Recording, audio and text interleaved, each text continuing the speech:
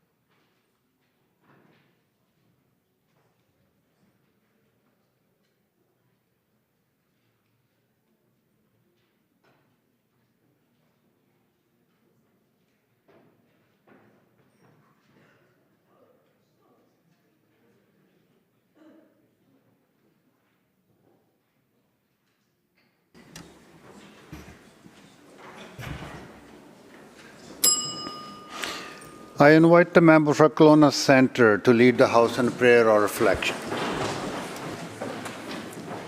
Thank you, Honourable Speaker. Heavenly Father, Jesus, you are the creator of it all. You are the great counselor and comforter. You are the way, the truth, and the life. You are worthy, our Lord and God, to receive glory and honor and power, for you created all things, and by your will they were created and have their being. For from you and through you and for you are all things. To you be the glory forever. We confess our weaknesses and our sins to you. At times, our prideful attitudes, our stubborn hearts, our desire to be right. We thank you that you are wiser than us all and that your ways are higher than ours. We invite you here in our midst and ask that you bless this day as we work together to bring more abundance and more opportunity to British Columbians, to alleviate the suffering and the struggle for those in need. You ask that we walk humbly, act justly, and love mercy. We ask that you impart your wisdom and discernment as we look to you for guidance. We commit our way to you. In Jesus' name, amen. Amen.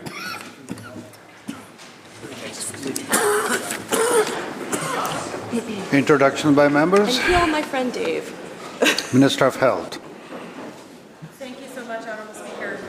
I am so pleased to be able to introduce Dr. Habib Rahman. Dr. Rahman recently moved to British Columbia from the UK, and he is practicing family medicine on the North Shore. He was born and raised in Birmingham and graduated from the University of Warwick in the United Kingdom following the completion of his medical training in 2019. So please, would the House join me in making Dr. Rahman feel very welcome here today.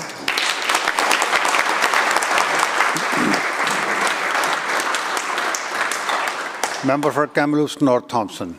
Thank you, Mr. Speaker. I'd like to welcome again Chelsea Mann and Caden Rainville from the Kamloops Realtors and the Interior Realtors Association. I'd like to thank them very much for the reception that we had last night at the Grand Pacific, and also to all the people that we engaged with, and also the mortgage brokers that were in attendance as well. Let's give them a warm welcome. Thank you.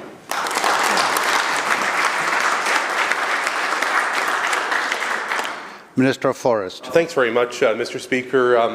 I think all of us can remember our first time coming to the legislature.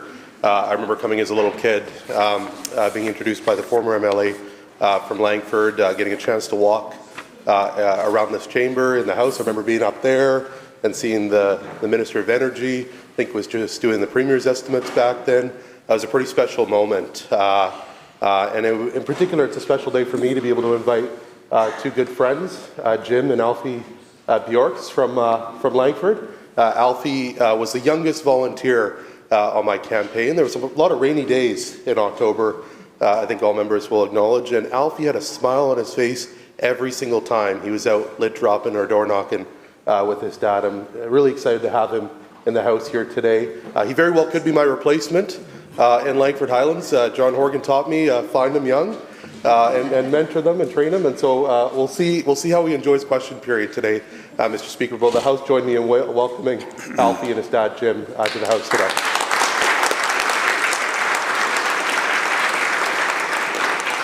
Member for Saanich North and Islands.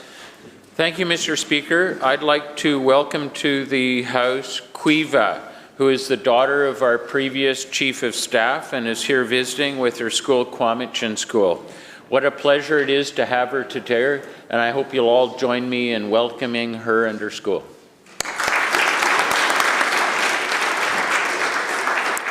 Member for Bulkley Valley Stikine. Thank you, Mr. Speaker. This morning, joining us in the gallery are individuals representing the British Columbia Real Estate Association as well as the mortgage brokers. I would like to recognize Vanetta with RE/MAX, who comes from the community of Smithers in my riding, and also Alexander and Victor that we met last night. We enjoy discussing very creative new options with housing in the north, and I'm looking forward to pursuing those goals. Would the members please make them very welcome?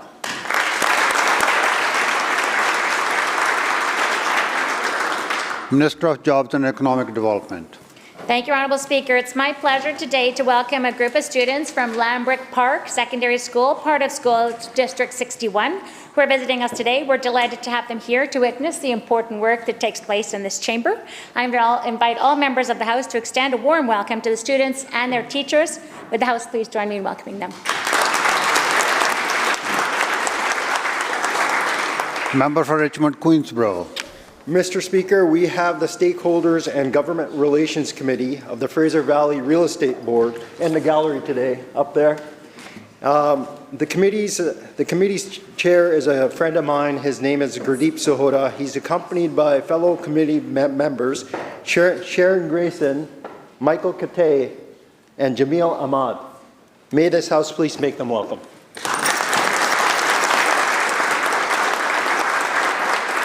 Member for Columbia River Revelstoke. Thank you, Mr. Speaker. Nice to see my family, my wife, my son, and my mother-in-law back for another fun round of question period. I have another special guest in the audience today, Angela Symes. Angela and I met about 10 years ago when I was teaching grade 1, and she was the educational assistant in that classroom. And since then, we've become great friends, and she was a huge part of my campaign. So I'm just so thrilled she's come from Kimberley to spend a few days in the legislature. Please make them all feel welcome today. Members, thank you. Member for Kelowna Centre. Thank you, Honourable Speaker. I'd like to welcome again the realtors and the mortgage brokers back, and just mention them by name: Kim Heisman, Director of BCREA; Seth Scott, Director of Government and Stakeholder Relations; Mo Ladak, CEO of AIR; Ryan Main, on the Board of Directors of AIR, which is, Association of Ontario Realtors. I like to call it AIR. And Daniel Cranes, who works in Government Relations and Policy. Thank you for being here and help me welcome them. Member for West Vancouver Capilano. Thank you, Mr. Speaker. I rise today to recognize in the gallery two extraordinary individuals, my constituency advisor Ashton Young and my constituency assistant Raquel Francis. When I first said yes to being a candidate for the Conservative Party, I had absolutely no team, no office, no money, nothing. 3 days later, I was introduced to Ashton, who became my campaign manager. No, she had never run a campaign, but instinctively Ashton knew what to do and when to do it. Often she was out at midnight with her family members putting up signs, and this was after a full day of working on the campaign. She had my back and continues to do so, offering insights and advice. I am so grateful.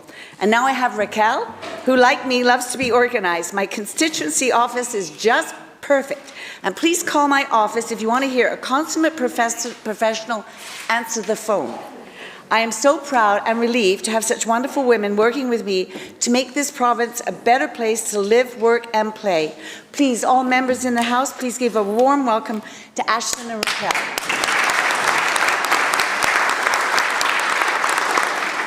Member for Surrey White Rock. Thank you, Mr. Speaker. She's been introduced, but she needs to be introduced again.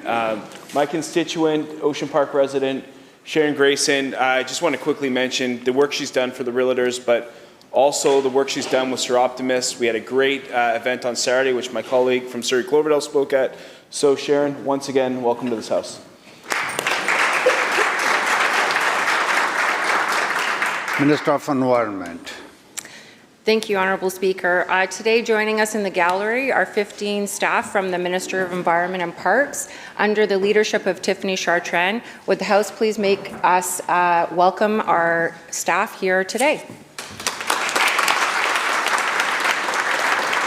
Member for Vernon Lumbee. Thank you, Honourable Speaker. I would like to welcome a great constituent friend, Kim Heitzman. She's here along with Seth Scott and the amazing team from the Okanagan and Interior. We had so much fun yesterday at the reception. I look forward to having a great meeting with productive conversations today. So they're here with the amazing group with BC's Realtor Association. Would the House please join me once again to welcome Kim and the entire team to the chamber. Thank you so much.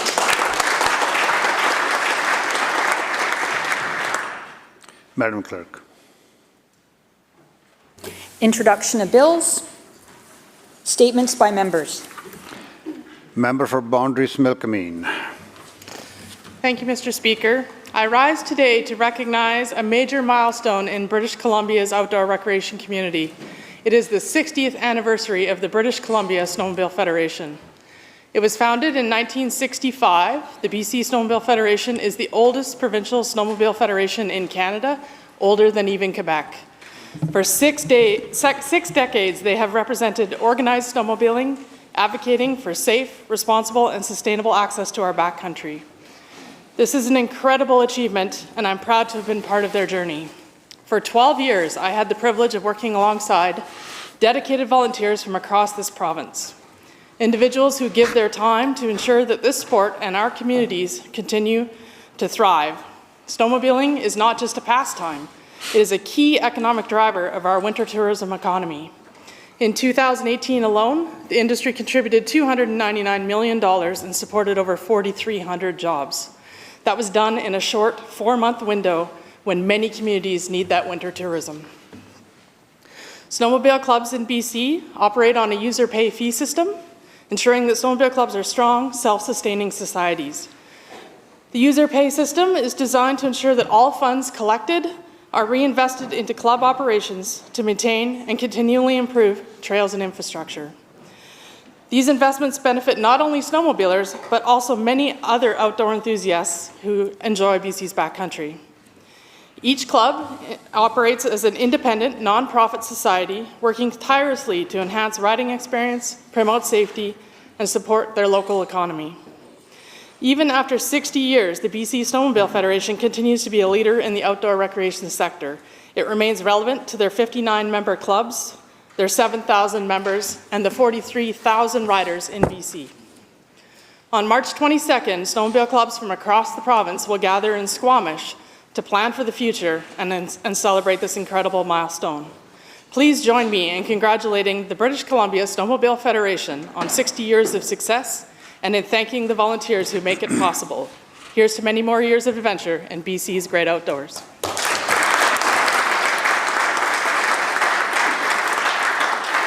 Member for Vancouver-Langara. Thank you, Mr. Speaker. As we prepare for the colorful spring season, it's my great pleasure to talk about one of the most vibrant Hindu festivals coming up this Friday, March 14th, Holi. There are two well-known legends behind why Holi is celebrated.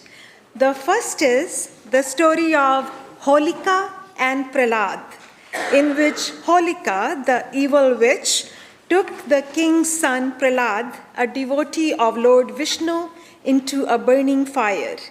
However, she was consumed by the fire while Prahlad remained unharmed, symbolizing the triumph of good over evil. The second legend is about Lord Krishna, whose face turned blue after being poisoned. To encourage people to look beyond his appearance, he playfully threw colors, starting the cherished tradition of color throwing. I encourage everyone to visit their local temples to celebrate this joyful festival of Holi. In modern day celebrations, throwing dry colors is often accompanied by dancing to Bollywood music and enjoying traditional delicious foods. Last year, our premier joined the Holi celebrations at the Hindu temple in Burnaby. He played Holi with the devotees, and I can assure you, despite getting some color in his eyes, he had a fantastic time. Across the world, Hindus will be joyfully shouting Holi hai as they embrace this festival with laughter and celebration. We take pride in being a country that celebrates diversity. As the colors of Holi brighten our surroundings, let them also serve as a symbol of the beautiful diversity that defines BC. May this festival remind us to stand for kindness, respect, and harmony, values that are at the heart of both Holi and our great province. Thank you. Happy Holi.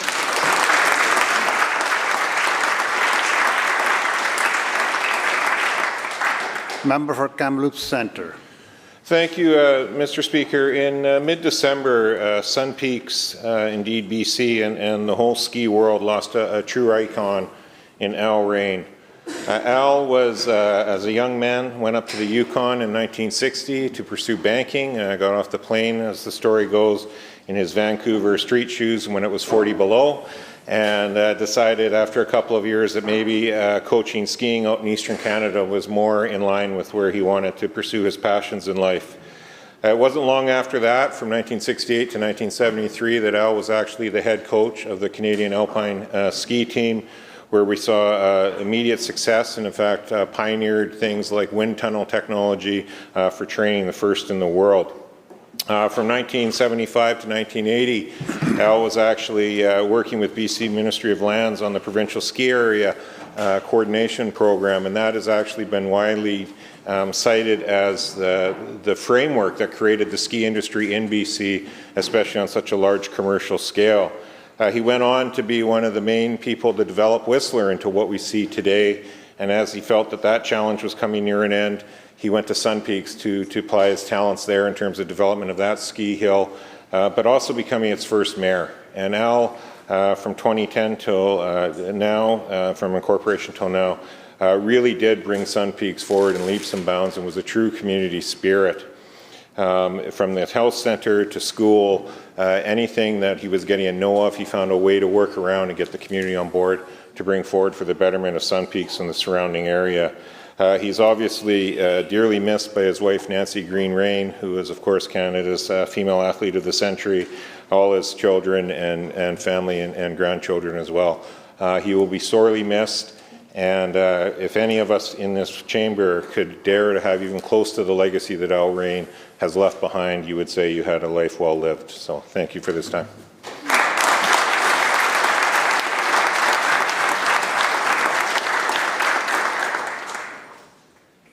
Member for Coquitlam-Malardville. Thank you, Honourable Speaker. I rise in the House today to recognize March 9th to the 15th as Social Worker Week in BC. I'm honoured to acknowledge the dedicated social workers and staff who work directly with people and families around this province. Social workers have some of the hardest jobs in British Columbia. They are there day in and day out to support people in so many different places and through all seasons of their lives. They show up with compassion during some of the most challenging moments.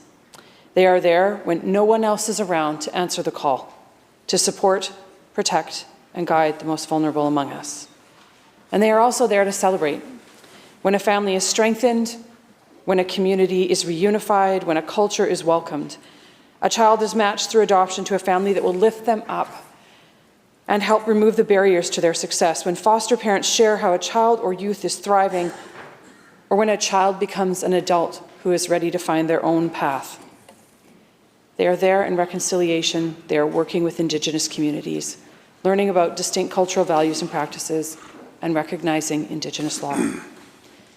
We are committed to supporting children, youth, and families to live good, healthy lives. And for that, we need to listen to the lived experience of those who have been supported by social workers and the social workers who work with them. I keep in my heart all of those social workers who have taken their difficult childhood experiences and used those as fuel to forge a career that protects. In these uncertain times, we need social workers more than ever. Join me in thanking all of the social workers in BC for their kindness, their dedication, and for making a positive difference.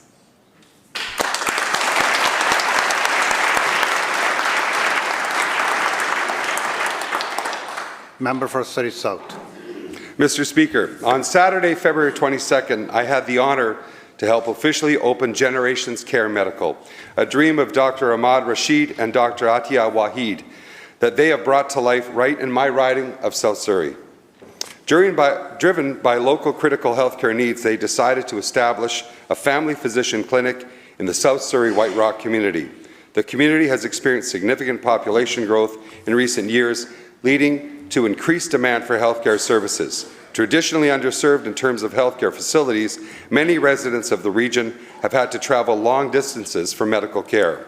By establishing a clinic at 32nd Avenue and 152nd Street, Generations Care Medical is enhancing local access to health care, reducing travel times for patients, and alleviating pressure on nearby hospitals. The clinic is registering only those who do not have a family physician, as their overarching goal is to reduce the number of unattached patients in the local community. They are actively discouraging doctor shopping by accepting only those patients who are without a family doctor. They are determined to show their firm commitment to help those people who are in dire need of a family physician. With a significant proportion of the community being either elderly or young growing families, there is a heightened demand for family doctors who can address the specific health concerns of young families, as well as the management of chronic conditions prevalent in seniors. In opening Generations Care Medical, Dr. Ahmad Rashid and Dr. Atia Wahid are helping to ensure that the community, particularly for its vulnerable populations, has better and more reliable access to healthcare services. Good luck to their ambitious, noble, and caring endeavour they champion for the people of Surrey.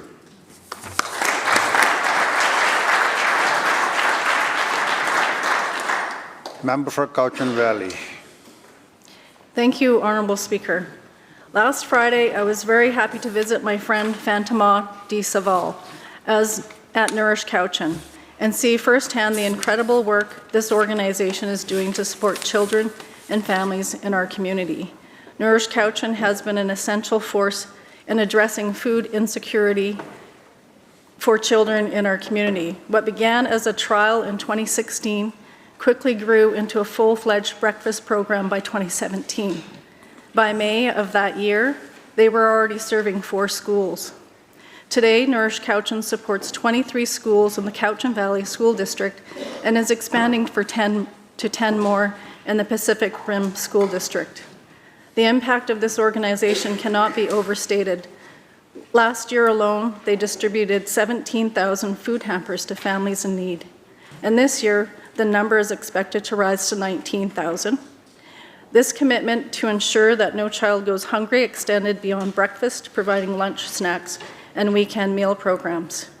When the COVID-19 pandemic hit, Nourish Cowichan adapted quickly.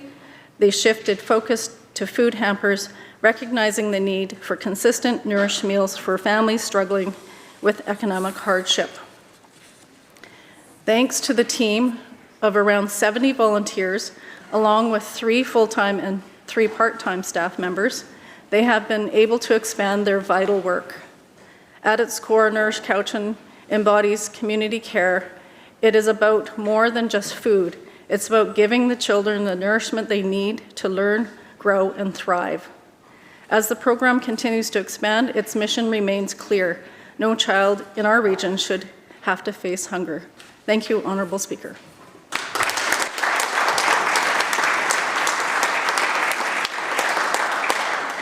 Madam Clerk. Oral questions by members. Member for Surrey Serpentine River. Housing. It's on now? Good, thank you. BC's housing crisis is spiraling out of control despite this government's promise to fix it.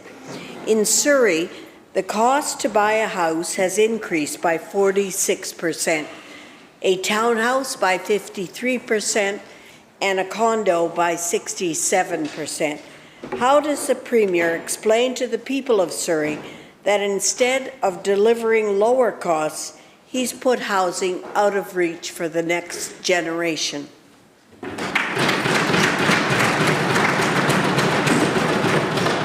Minister of Housing. Thank you, Honourable Speaker. Thank you, Honourable Speaker. I want to thank the member for the question. And no doubt it is a challenge for many people to find access to affordable housing, not only in British Columbia, but a challenge that's being felt across the country. That's why, Honourable Speaker, we have been taking some bold action here in British Columbia. I've heard from members on both sides of the aisle talking about getting government out of the way. That's what we've been doing. We've cut red tape. We've now made it we made the process for approving housing much more simpler for all home builders across the province, Honourable Speaker. That's why BC continues to see record amount of housing starts. Yes, the numbers went slightly down from last year, but that's important to note that last year was the highest in BC's history, Honourable Speaker. Not only that, Honourable Speaker, we know that we need a full range of housing. Not only do we need to cut the red tape so that private builders can build the housing we need, we also need to invest in affordable housing, Honourable Speaker. We have 28 times more affordable housing under construction in British Columbia right now in communities throughout the province, Honourable Speaker, because we know that everyone deserves to have a safe place that they can call home. Member supplemental. Mr. Speaker, currently the infrastructure improvements needed to help the City of Surrey achieve its NDP-mandated housing targets under Bill 44 would cost almost $900 million. Does the Premier intend to pay for the infrastructure improvements needed in Surrey to advance the ridiculous Bill 44, or does he expect Surrey taxpayers to foot that bill?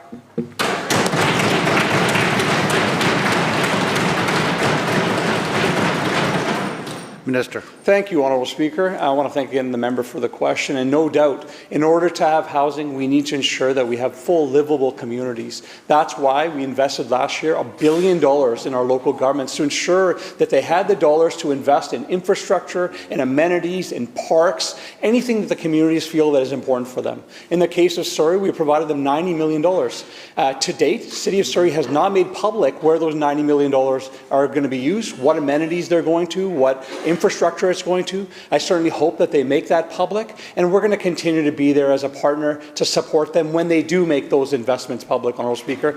We are going to support all local governments to ensure that we can build the housing but also have livable communities, Honourable Speaker. That's what we, I think, collectively want to see in every single community as we go forward. Member for Surrey Cloverdale. Thank you, Honourable Speaker. Even before it broke ground, the Cloverdale Hospital project was $1.2 billion over budget and years behind schedule. What's worse is that the project doesn't come anywhere close to meeting the needs of the community. So, Mr. Speaker, why does the Premier believe that cost overruns, delays, and service shortages are acceptable for the residents of Surrey?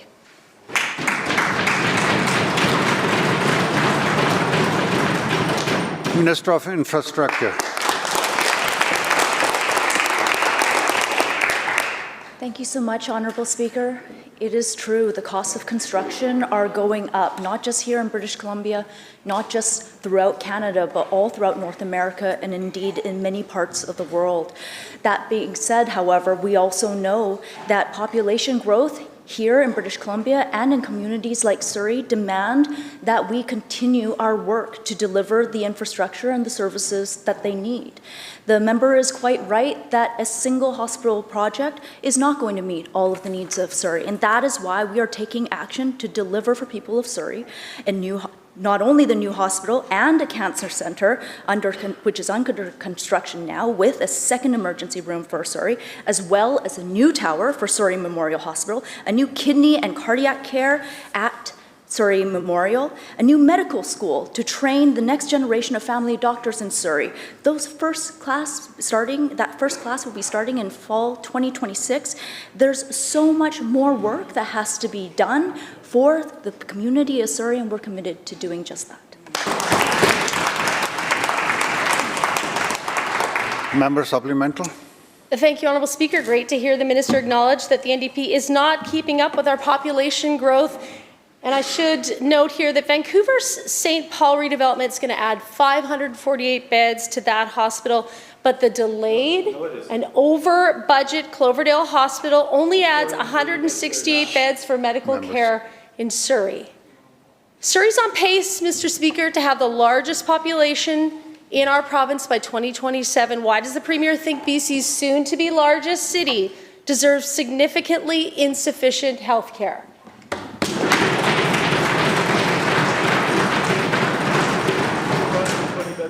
Minister. Honourable Speaker, the City of Surrey is growing, and we've seen this kind of population growth boom throughout British Columbia. In June 2023, between June 2023 and June 2024 alone, British Columbia's population grew by 188,000 people. For every 10,000 people that come to British Columbia, we need an additional 50 classrooms, an additional 18 hospital beds, 4,000 additional homes.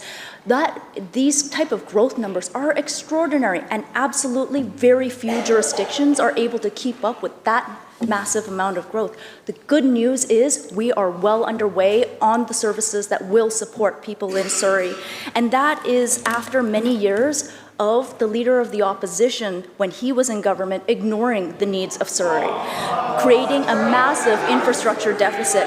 We're talking about building hospitals. Well, when the Leader of the Opposition was in government, his government sold off the land that was meant to be used to deliver a hospital.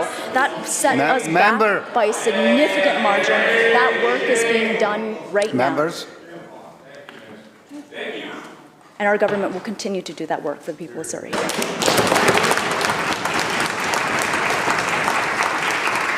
House Leader of the Third Party. Thank you, Honourable Speaker.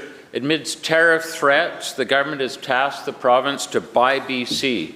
And as important as that is, the choice to buy BC simply isn't available to British Columbians living paycheck to paycheck.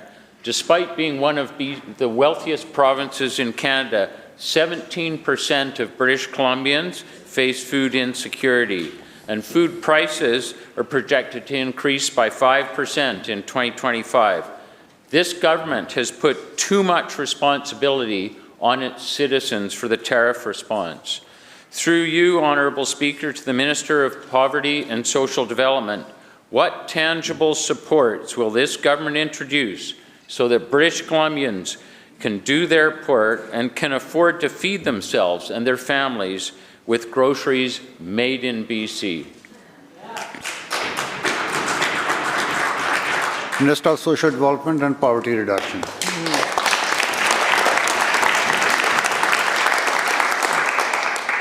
Thank you, Mr. Speaker.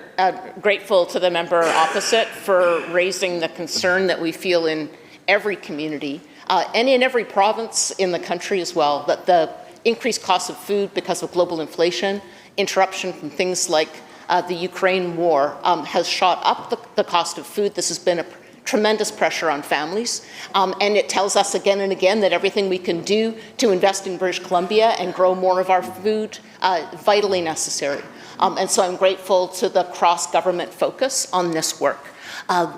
Also grateful to both United Way BC and Food Banks BC, who over the last 3 years have been able to deliver to grassroots organizations an unprecedented amount of money. Our ministry funded it, but these organizations were able to get money out quickly. And it's not only for emergency response for food banks, but also investing in the kind of food security infrastructure that for Indigenous nations, they are able to grow and process more food, but then also for urban organizations to be able to recover and redistribute excess food. Most importantly, I think connected to the member's question, is our farmers market coupons, where between the health ministry and the agriculture ministry, when we can get dollars people can deliver to purchase at farmers markets, that's the very best way for us to get nutritious, fresh local food to people in need.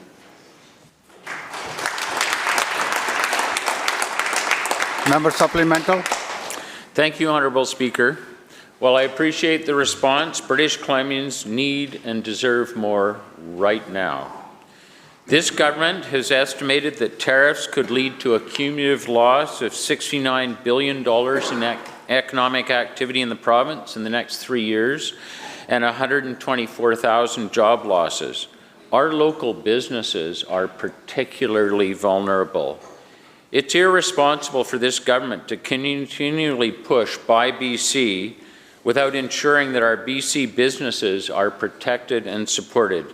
Through you, Honourable Speaker, to the Minister of Jobs, Economic Development and Innovation, how will this government ensure that people can buy BC and support local businesses while also staying affordable for consumers?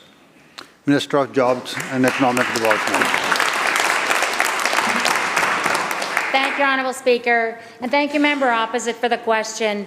We know that tariffs are doing harm both sides of the border. That's why this government's advocated so hard against them in the first place and continues to be at the table with businesses in our tariff roundtable and with labour organisations and Indigenous groups so that we can in real time work together to ensure we're unlocking economic development, doing a tariff response, watching for what's coming out of the federal government to support impacted individuals and businesses in our communities and fill in those gaps. Honourable Speaker, we will continue to work to ensure that our businesses are helped with unlocking internal trade and reducing trade barriers across the country and with supports that are filled through the federal government and gaps that we identify.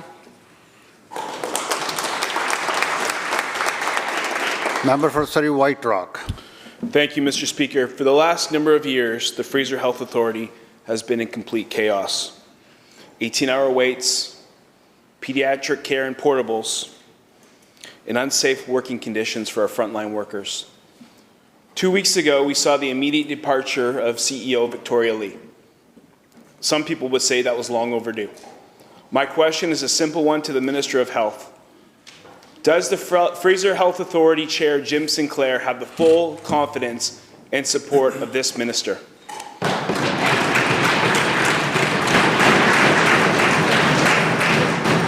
Minister of Health. Thank you so much, Honourable Speaker. Thank you to the member for the question. The Fraser Health Authority, the chair, the board members, in fact, the board members of every single health authority here in this province are working hard each and every day, putting people's interests first and doing everything that they can to build and support and strengthen our public health care system here in BC. Mr. Speaker, they, like me and our government, are focused on people, on patients, and getting them the health care that they need faster and closer to home. Mr. Speaker, that's why in the Fraser Health Authority, over 790 new nurses, 510 doctors, 1,000 student nurses have been added in the last 2 years alone. Mr. Speaker,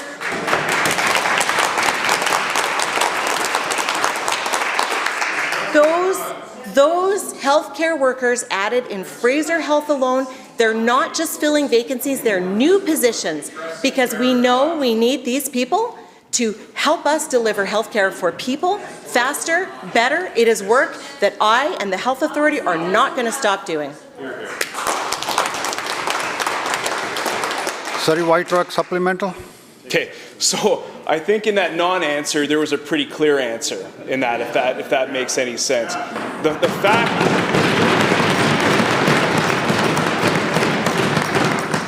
Here's the problem, is that the NDP have chosen to put one of their biggest political insiders at the helm of Fraser Health, and the results have been absolutely disastrous. You have put somebody in there that has no healthcare experience, that has no support of the frontline workers, and clearly from that answer, very little support from this minister. Will this minister do the right thing and put patients before politics and fire Mr. Sinclair today?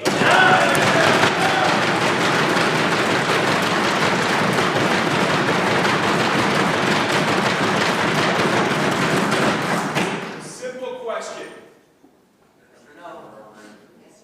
Minister of Health. Thank you, Honourable Speaker. This government will always put patients before politics.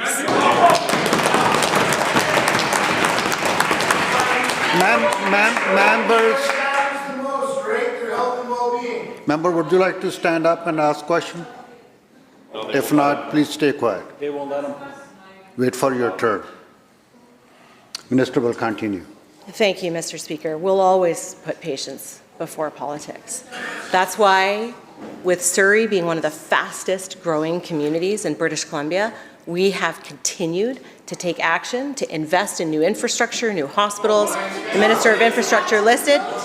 Mr. Speaker, this government will always put patients before politics. What we won't do is promise a second hospital for Surrey and then sell the land and cancel the project.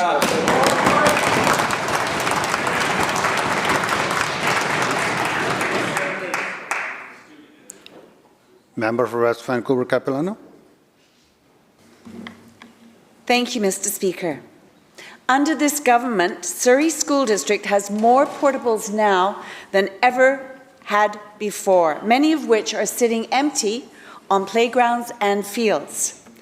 It costs the school district about $160,000 to move one portable. Not only does the Surrey School District not have the money to move portables, they don't have the money to run band programs and keep learning centres open. Mr. Speaker, when will this Premier properly fund the Surrey School District? Thank you.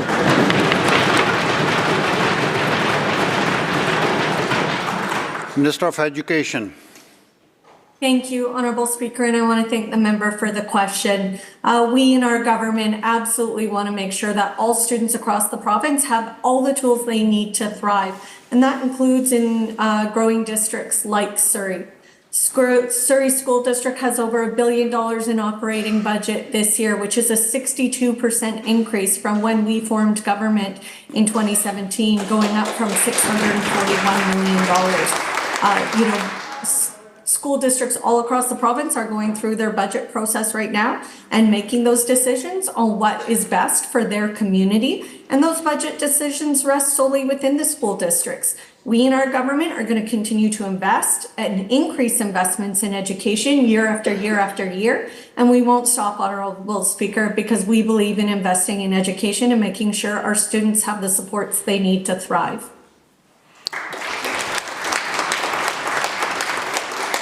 Does the member have a supplemental? Okay. Member for Surrey North. Mr. Speaker, Surrey parents are contact me daily with concern. Their children are seeing books that are inappropriate for their age. Parents want sexually image removed from school. When will the NDP government replace SOGI with a new anti-bullying program?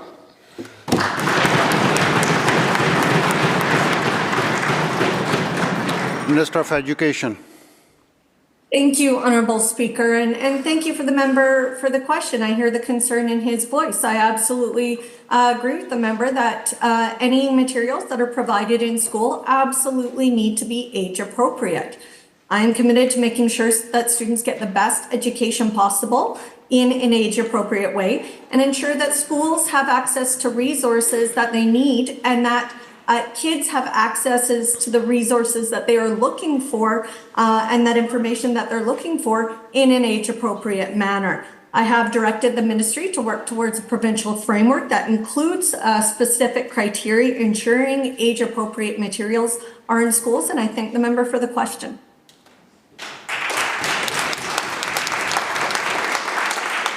Member for Abbotsford Mission.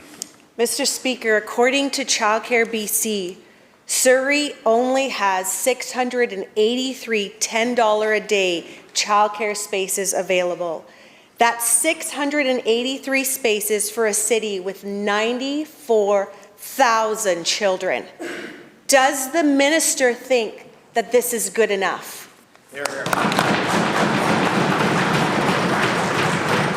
Thank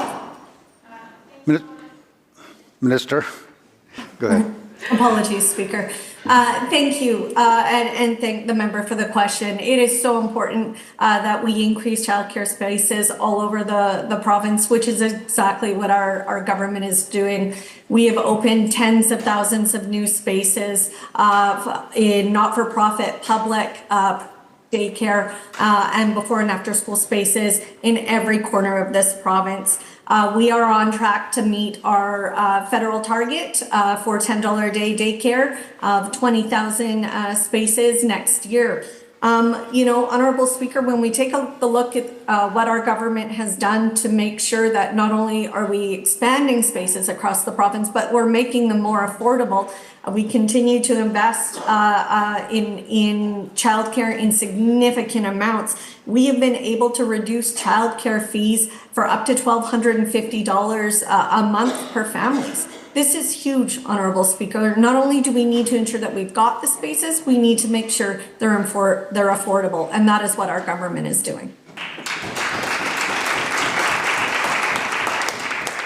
Abbotsford Mission supplemental. Your child into affordable childcare shouldn't be this difficult. 683 spaces after 8 years. What excuse does the Minister of Education have for this attempt at opening childcare spaces when it's only benefiting a certain amount of the population? We have parents on wait lists for years.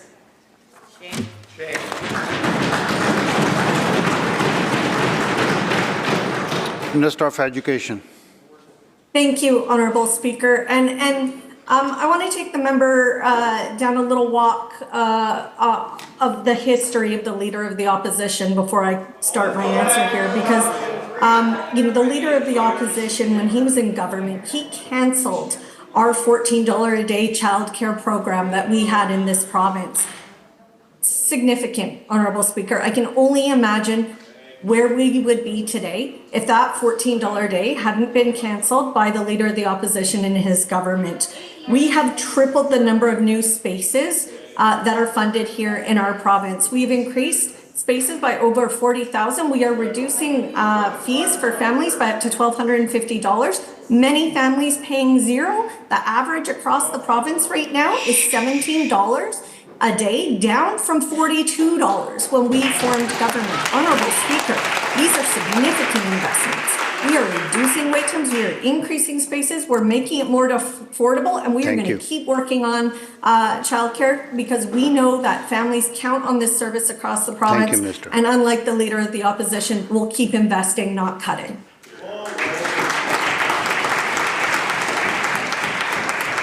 Member for Surrey South. By now, the Surrey-Langley SkyTrain should be moving people south of the Fraser in a speedy fashion. Yet under this government, it's not rapid transit, it's not delayed transit, it's just undelivered transit. Mr. Speaker, the NDP government starves TransLink, leaving Surrey service struggling to stay on time, if at all. Surrey seniors know Handy Dart is the definition of unreliable.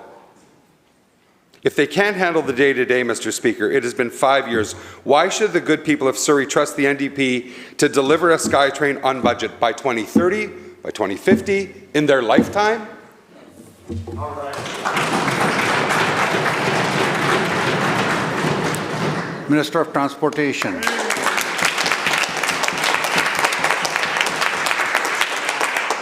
Thank you, Honourable Speaker. And I can't believe the member asked that question when he's sitting with a leader who was part of a government that promised SkyTrain south of the Fraser and did absolutely nothing to deliver it, Honourable Speaker. I'm not sure whether he's aware of it, Honourable Speaker, but the pylons are coming out for the Surrey SkyTrain as we speak. We had a great announcement with the Mayor of Surrey, TransLink, the other day, celebrating the construction of 16 kilometres of SkyTrain, Honourable Speaker, that will open in 2029. Members. We've invested $4.4 billion in it. The federal government, $1.3 billion. $228 million from TransLink, Honourable Speaker. It is going to be an amazing project that moves more than 50,000 people an hour when it opens late in 2029. It is going to stimulate economic development, Honourable Speaker, because this side of the House recognizes that Surrey is a growing community, needs the transit infrastructure. We're building it, Honourable Speaker. When they sat over here, Honourable Speaker, bridges they fall did down nothing. in the central interior.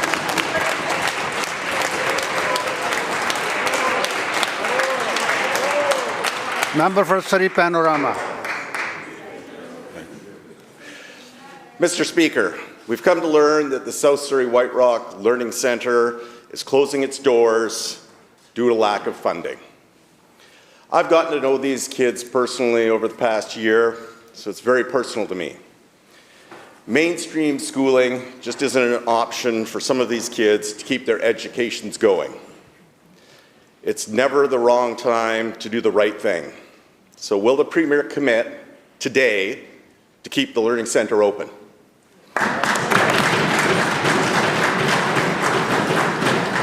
Minister of Education. Thank you, Honourable Speaker, and I want to thank the member for the question. The students of Surrey and their Learning Centre have been doing an incredible job in advocating in their community and to the Surrey School Board on the importance of the Learning Centre to them. We absolutely want to make sure that all students have the supports they need to thrive. And we know that these kids and their families feel very passionate about the Learning Centre. School districts make local decisions using their local budget. So this is a decision that rests solely with the Surrey School District. But I encourage them to continue working with the students to make sure that their voices are heard. I have talked to the Surrey School District and I've met with the students. I've ensured through the Surrey School District that absolutely all the supports that the students are currently receiving in their current location are available at the new, at the alternate locations that the school district is working with the students towards. But absolutely, these are local decisions and that sit with the Surrey School District. And we will do everything we can by increasing funding to Surrey to ensure that students have the supports they need to thrive.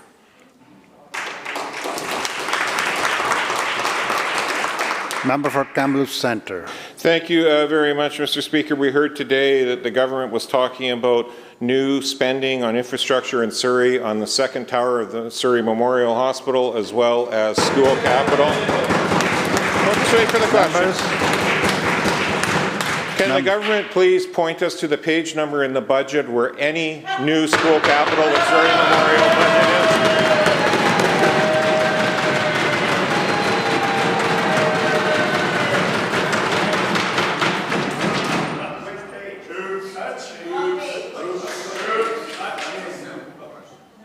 Minister of Finance. Thank you, Honourable Speaker. Surrey, as we all know, is the fastest growing city in the province, and that's why we're making such important investments in Surrey. New hospital and cancer centre. Members. Under construction now. Let's hear the answer. New tower for Surrey Memorial coming.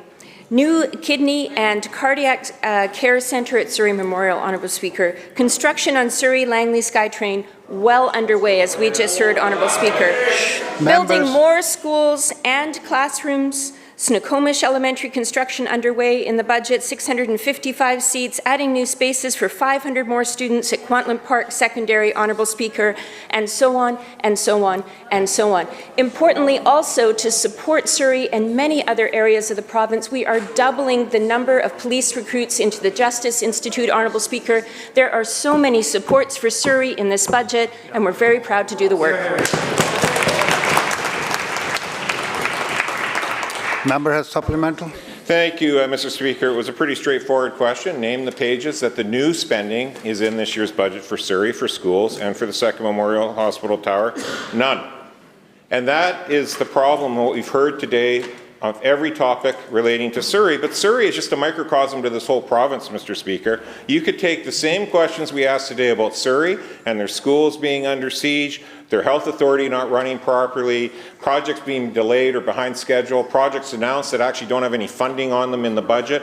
You name it, you could put that anywhere in BC. Surrey, despite this government trying to blame past governments all day long, has grown 200,000 residents since they took office, yet they have not kept up with the pace of growth. BC has gained 700,000 residents since this government took office, and they have not kept up with the pace of growth.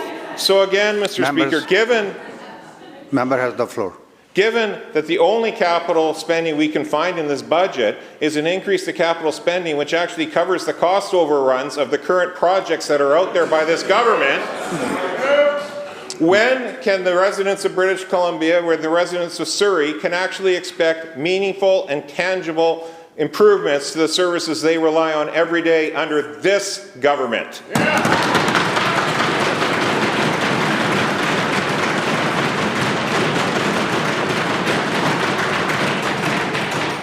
Government House Leader.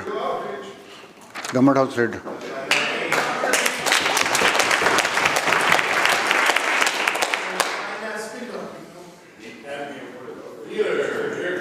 Members, are we interested in listening the answer? Members, enough. Thank you. Members.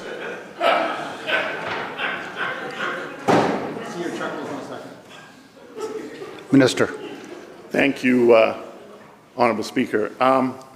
We've heard a lot today in this House about Surrey, and I think it's really great because this side of the House recognizes just how important Surrey is to the province of British Columbia in terms of how it's growing and the needs that it requires, and how this government is investing, whether it is in transit and transportation, whether it's in schools, whether it's in hospitals, you name it, Honourable Speaker. We are doing just that. But one of the biggest challenges that Surrey faces is the one that British Columbia faces and that Canada faces, and that is the threat from terrorists south of the border, Honourable Speaker. A threat from terrorists south of the border. Members. And at a time, Honourable Speaker. Members, calm down, please. And at a time. And at a time. Members. And at a time. Hold it. Members. Don't try to be so cute, member. It's Minister's floor. He has the floor. Let him finish. Member?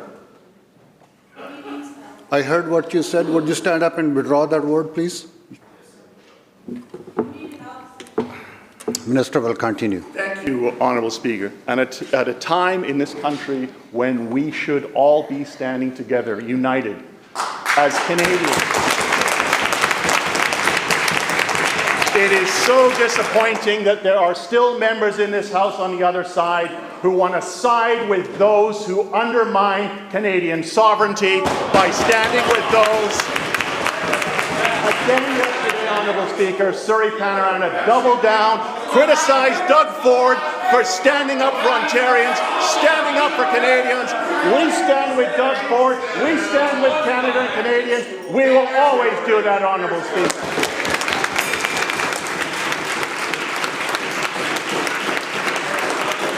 The bell ends the question period. Madam Clerk. Orders of the day. Government House Leader. Thank you, Honourable Speaker. Call continued debate on the budget. Thank you.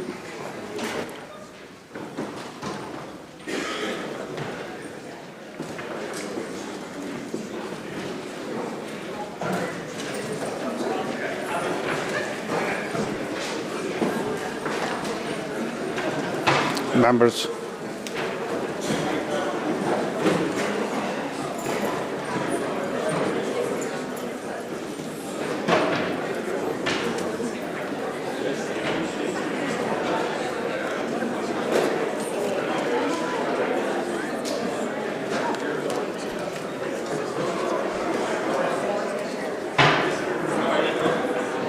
Members.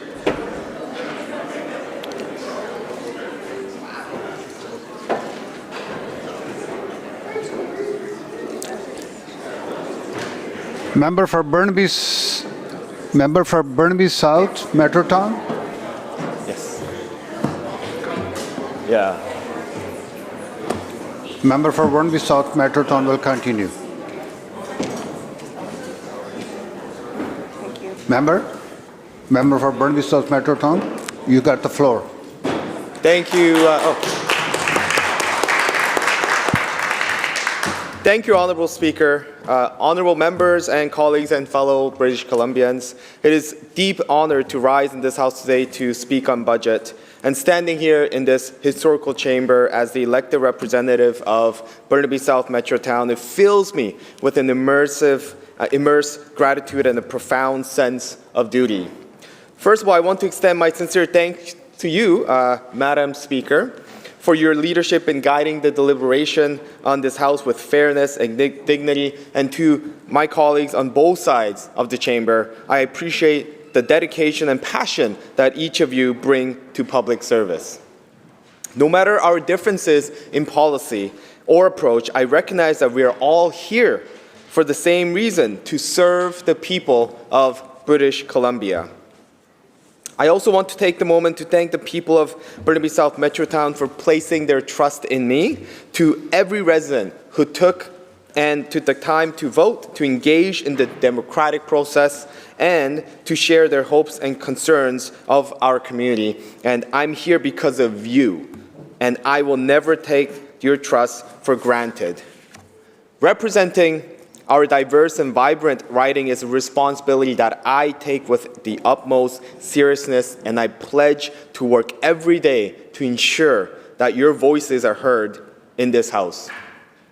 Now, elections are never won alone. Behind every campaign, a team of dedicated individuals who pour their time and energy and passion into making democracy work. So I want to take this opportunity to thank my campaign team, my campaign manager, Eugene Zhang, Deputy Campaign Manager, Caitlin Koitra, and EDA President, Jared Zetto and Cindy Lee, and all the volunteers and my friends who did the phone calling for me, Eric Lee and Jamie Han, and all those that went out door knocking, rain or shine, cold or hot, Carol Lee, Vincent Yin, Leah Park, Akash, Grace Kim, Kevin Kim, Rookman, Jason Kim, David O, Ian Bearclaw, Ernesto Domingo, and those who coordinated events for me, June Park and Chris Kim, and those who helped with campaign coordination, Eric Peters, Jocelyn Fan, and Peggy, and social media and material designing, Hannah Bay, Jay Kim, Mickey Lee, and of course, last but not least, Brian Nasu, who went out and put the signs up and took those down. So thank you so much for all those in Burnaby, and also all the Burnaby MLAs and entire caucus colleagues and staff, my volunteers, KCYAS, and the Amanda Song, the students who came out to volunteer, and every friend and supporters who knocked on doors, made phone calls, and put up signs, or simply shared words of encouragement. Thank you so much. Your unwavering commitment fueled this journey, and I will always be grateful for your belief in me and our shared vision for a better British Columbia. Of course, none of this would have been possible without the support of my family, to my parents who instilled in me the value of hard work, integrity, and service.